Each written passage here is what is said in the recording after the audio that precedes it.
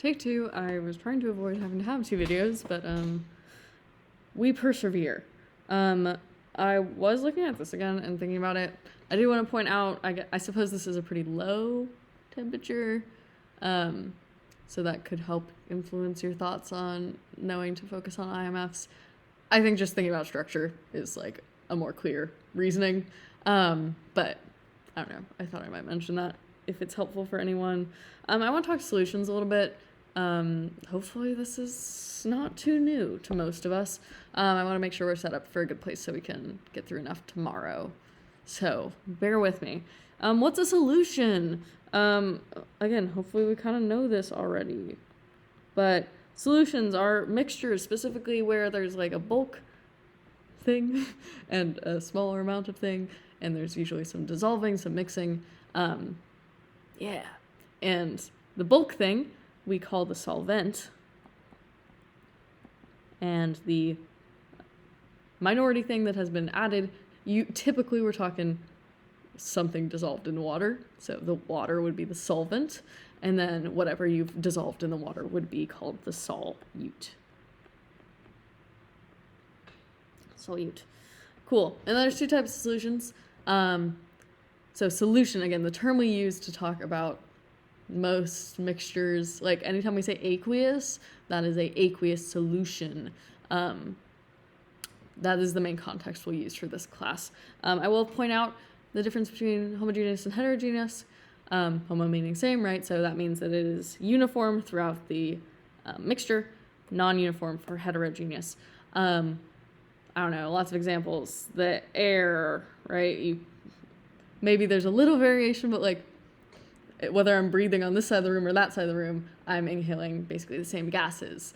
Heterogeneous, I think the really good way of thinking about this is like if I took a sample of like this versus this or this versus this, if I took a sample of two different parts of the mixture, would they be the same, homogeneous, or would there be variation? I don't know, like soil, like the distribution of rocks would be like clearly different in a lot of soil types. Rocky soil, I guess I could clarify. But yeah, I guess I should also clarify, mixtures do not have to be like all the same thing. There's often mixtures of different phases. Like you can have, like soda is a liquid and a gas mixture. It's also an aqueous solution with the sugar and all the other compounds in there that like give it its flavor and all that stuff. So you can have a mixture of any phase, again, like air is a mixture of gases. Even though we typically think of it as like a liquid-esque thing, an aqueous thing. I guess I'll just mention that for clarity. The big focus for us, as you've already been practicing, I hope, is molarity. So let's make sure we're all super clear on this. This is the unit we use to talk about the concentration of a solute. So how much solute do you have in a given solution? If I do those brackets, that is shorthand for concentration, just to clarify. Molarity is big M equal to moles of solute per liter of solution. That distinction does matter sometimes, so I'll try to be clear on it, whether we're talking about the solute specifically or we're talking about the total bulk solution, which is a mixture of your solvent and your solute. Again, molarity is big M. Whenever, like I encourage you guys, whenever you're doing a problem involving molarity, if they give you a molarity, rewrite it. Like don't just do big M, do 2 moles per liter. Like molarity is moles per liter. There are, of course, many ways to solve these problems. I'm going to encourage you to do stoichiometry, and if you know that these are the units you're working with, you will know how to progress in your stoichiometry problems. Okay?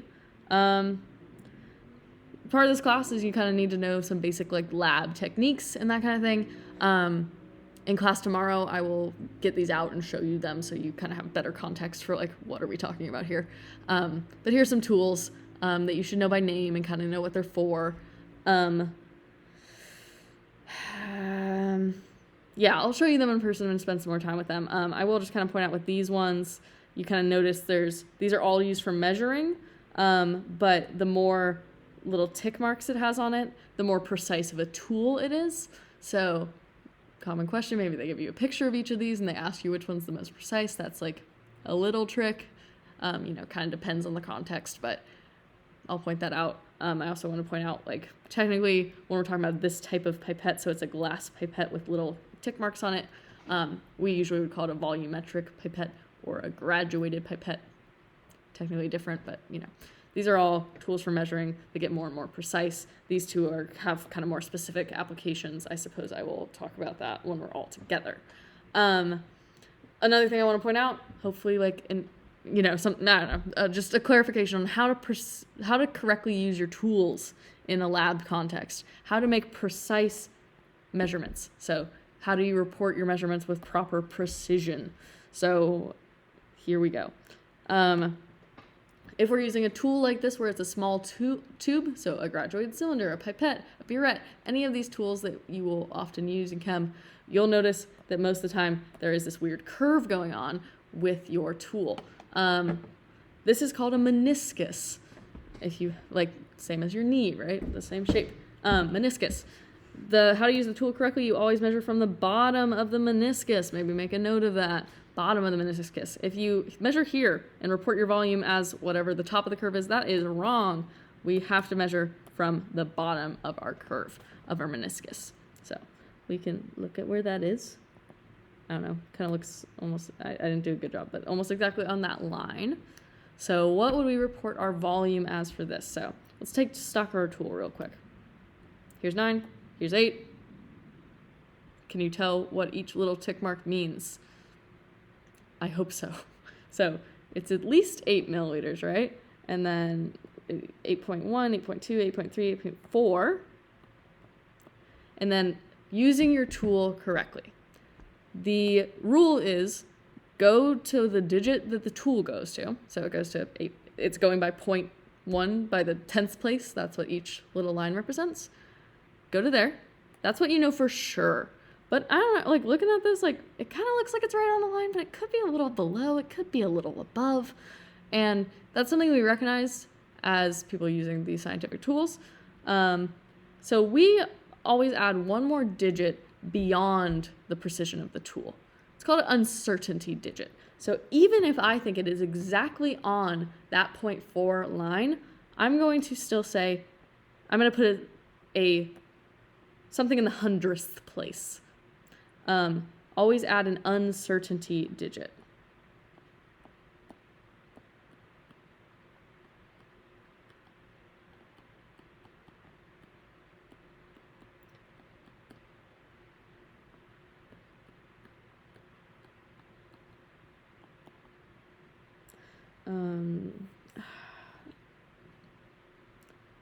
I guess one digit past that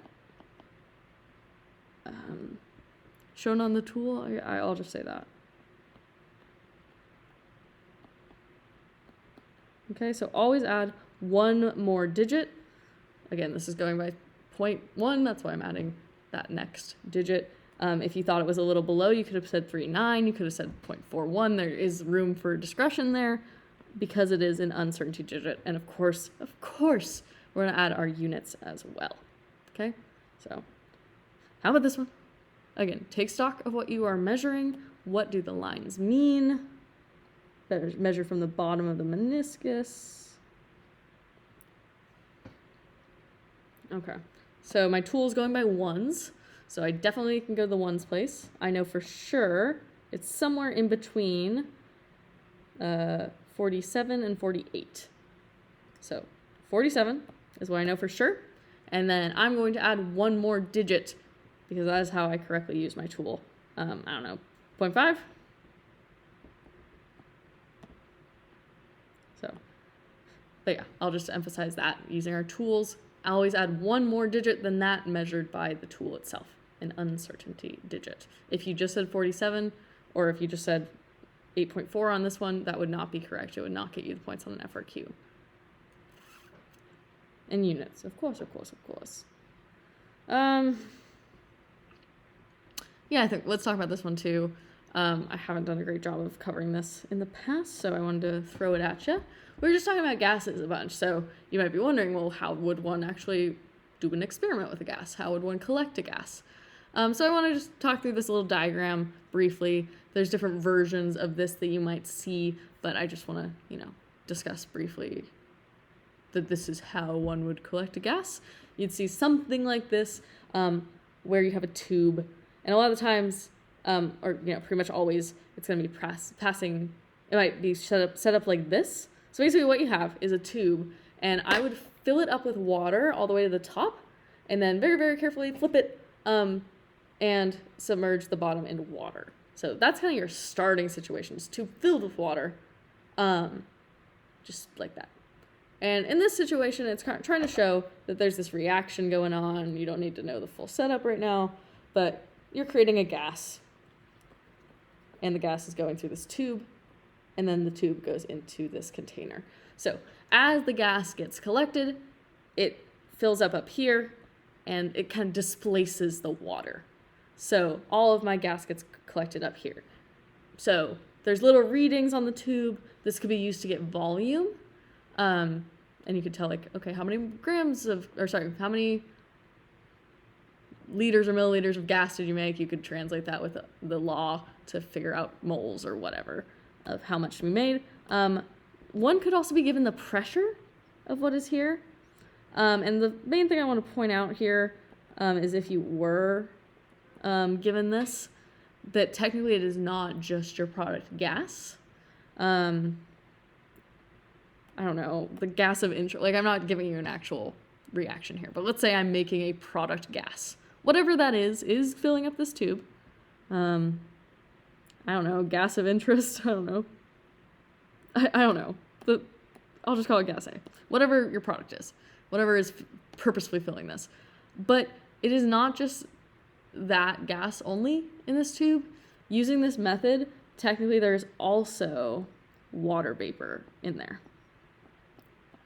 So I have not seen this be emphasized in AP curriculum. I haven't seen an FRQ on it for a few years. So some would say maybe it's due. Some would say maybe they're just unemphasizing gases in this class. But I want to point it out. They might say that, oh, hey, water vapor is negligible or something. Or they might give you that part. But I do just want to point out that if we are using this method, that might be a complexity that they ask you to consider. Again, they'd probably give you the water vapor. This is related to that vapor pressure thing we mentioned the other day. Just as part of having a liquid is that there's some of it in the gas phase, in equilibrium, moving back and forth. So there just is water vapor in the tube, and it's part of the pressure because it's also a gas. Kind of meaningless right now without an example, but I wanted to show you the little diagram at least. So you, again, just lab tools I want you to know about because they might come up. Okay, so the order of this doesn't make much sense, but bear with me. When I come back, we'll talk about how to actually properly make a solution, and maybe we'll practice that together. For some reason, I didn't give you any space to do this, but I want to make sure we're set up so that we can actually do that in class and spend some time talking about lab stuff in class. So how about you do the calculation for this to help us prepare? Or maybe, I guess I'll try to do this one with you, super common calculation. And I will say, this procedure that we're going to talk about in class, this is one of the only procedures that they ask about. And they love to put it on an FRQ with blanks just like this. So you kind of just need to know the methodology. You need to really know how to make solutions, right? This is something scientists do all the time. If I want a reactant, I have to make the solution a lot of the time because solids aren't very good at reacting and interacting with each other. Anyway, all this to say, how many grams of NaCl are required to make 250 milliliters of 1 molar solution? I don't know why I click this constantly, apparently. I didn't do this calculation ahead of time. Awesome, cool. So, excuse me while I have this off to the side. Okay, so let's talk about this one. Hopefully, this is something we feel comfortable doing. If not, I'll do this one with you. But if you do all the practice and you're still man, I don't understand why these fractions are fractions and what's going on, I need you to Google stoichiometry practice in any free time you have and keep trying. like I said, this was made like no sense to me either, and I had a hard time with it too, but like until you get it, like I don't know what it is. You just need to practice more until it clicks. Make flashcards with how to use the conversion factors if you have to, but really, really important, guys. Okay, so I want to figure out grams of NaCl. As I've mentioned, I kind of like orienting myself, like what my goal is. I like just kind of writing that in the front just to help me out. And I know that I want to make this much of this molarity solution. So if you can't, like, just try something. Start with something and see where it gets you. Is my basic advice on if you're feeling stuck on Stoic. If you are able to, it's good to think ahead about what information I have that's closest to my goal. So like grams, hopefully maybe, or maybe if you, with more practice, you'd recognize, okay, well, I have molarity, I have moles. So let's start with that just to kind of have it ready as one of our, have it ready to cancel or to solve for. I can't speak. Okay. As I said, big M, moles per liter. Just immediately write it as moles of my solute per 1 liter of solution. Okay. Like with the rest of the Stoic problems, we're trying to figure out ways to get rid of the units we don't want, solve for the units we do want. So kind of up to you what you want to try first. Maybe you realize, oh, hey, we have milliliters. So how do I make my liters into milliliters? There's 1 liter for 1,000 milliliters, and that can cancel to 50 milliliters. Boom. Already, I got rid of that denominator that I did not want as part of my final solution. So now I have moles, and hopefully we all know, if I want to have moles and I want grams, we need to use our molar mass to do that. Is it 44? No, it's not. 22-ish? No, 23-ish. Plus 35? 35.45? Sure. Being generous with my rounding here, there's 1 mole of NaCl and 58.45-ish grams of NaCl per mole. Mole go away. I've solved for grams. I've accomplished my goal. We'll multiply across on that. And it should get us 14.6. Okay, cool. So, again, multiple ways you could have solved for that, but accounting for sig figs, I need 2 digits. Oh, so stupid. Why did I do it like this? So technically I should round to there. So let's say 15 grams of NaCl. Okay, cool. So I know it's hard, but hopefully more patterns help. I got to the point when I was learning this when it was just like, I can't watch someone else do it because it stopped. It was never helpful. Like I needed to force myself to just do them until I could like start them on my own, because that's usually the hard part. So I encourage you guys to do that. I don't know how long this video is, and I'm tired, so I want to stop. I want you to work on these two. Pause the video, try them on your own. I'm gonna walk through how to do them here as well, just so there's a record of it. So depending on how you guys do, you can watch me do it afterwards, or you can have a peer explain it to you. Am I gonna regret cutting here? Whatever, I'm tired. So try these on your own. If you need, you can come back to me working it out. And if not, then thanks for paying attention. And yeah. Okay. So, Stoic. Yay. Again, there are other ways to solve this. There's stuff on the equation sheet. And like little tricks, like you could do it in multiple steps. You could do it using equations, but I don't know. I feel like this class is just Stoic, and I find it really helpful. Like I worked in the lab for years, and I did these calculations every single day for various things. Like it is like very legit, and like you will not be very successful in college level chemistry without it. Not to be harsh, but like that's how I feel. So, I don't know. Anyway, So sorry I'm like ragging on people for like not immediately getting a hard skill, but I'll say, please practice. Anyway, if you're watching me do this, so I want to figure out how many grams of this are required to make the solution. So it looks pretty familiar to me. Again, I just like noting off to the side. I want to figure out my copper sulfate hydrate grams.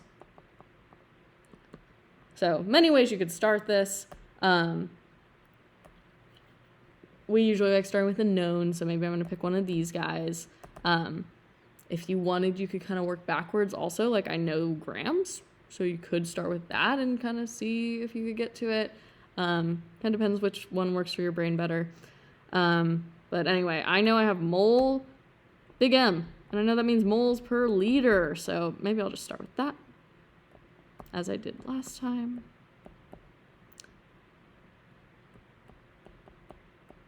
I'll be real diligent and write out my whole compound. There's that many moles per 1 liter of solution. And I want to make 250 milliliters of solution, so I'll write it out just for the sake of it. There's that many liters in 1 milliliter. There's 250 milliliters. Canceling out my liters. Canceling out my milliliters. Awesome. And then to get my grams, I'm going to put my molar mass, because that's how I go from moles to grams. So there's 1 mole of all this business per 250 grams of my compound. Cool. Mole, go away. We solved for what we wanted. This is how what I would actually need to measure out in order to make this solution properly. Yeah. Oh, I passed me have done it. Hold on. Cool. So should be 6.3 with proper sig figs grams of copper sulfate. No, sorry. 5 hydrate, or pentahydrate, I suppose. Awesome. Lots of questions, lots of scenarios that could be asked about this. Let's look at this one. Next one is asking for the molarity of sodium ions. So again, clarify what that actually means. What are the units? Because units are going to guide us. Molarity of sodium ions. So I want the moles of sodium ions per liter. Okay, so those are the units I'm trying to solve for, from starting at this many grams of this whole thing and that much volume, milliliters. Okay, many ways you could start it. Again, like just pick something. Like there's not just one way to do it. Pick something, cancel the units. If you hit a dead end, you can try starting again. If you pretty much solve for it, but like, let's say I had liters on the top somehow. That just means at some point you need to flip your fractions. Just start. It's better than just staring at it. I think it will help you build your skills. If you're having trouble, again, I'll just note my goal off to here because I like doing that. Lots of ways to start. I want moles in the top, so maybe I'll focus on that first. So looking at my values, I'm trying to think of anything I know that is close to moles, such as grams. Let's start with grams. 32 grams of Na2SO4. Cool. Again, you could start with something else. I'm just going to start with that. Just focus on one thing at a time. If I want moles and I have grams, of course we need our molar mass in order to do that, which is 142.04 grams of sodium sulfate per 1 mole of sodium sulfate. Beep, beep. Okay, now this is why we are very, very careful and write all our units in our work, because if you did not do that, I bet some of you would stop at this point. But because I wrote it here, so I don't forget and I know what I'm actually dealing with at the moment, I know that I'm not yet at my goal. I want sodium, but I have sodium phosphate. So I have to have another step here. If I'm comparing two different things, such as sodium versus the compound, I must use moles. So I must use my mole ratio here. There are, for every one of this compound, hopefully it's obvious we can see that there are 2 moles of sodium. Now I've accounted for that, and I have my goal in my numerator. Awesome. How am I going to get my denominator? I want liters in my denominator. So I have something pretty close to liters, and we can just put that in the denominator, right? 500 milliliters. That is allowed. You may do that. But I want it liters instead, so I will do my little conversion, and that will make it so I have liters in my denominator. Cool. You could have kind of started with this at the beginning as well, but I'll leave that to you to try if you would like. So it's all about units, people. I figured out all these puzzle pieces, canceled out the units except for the ones I actually want. Multiply across, and my concentration of sodium ions, again, those brackets are concentration, is 0.90 moles in the numerator per liter of solution, aka 0.90 molar sodium ions. Okay, stopping there. Sorry if I messed up the timing on this, but hopefully it was helpful to see me work it out if you needed that. Have a great day. See you tomorrow. Bye.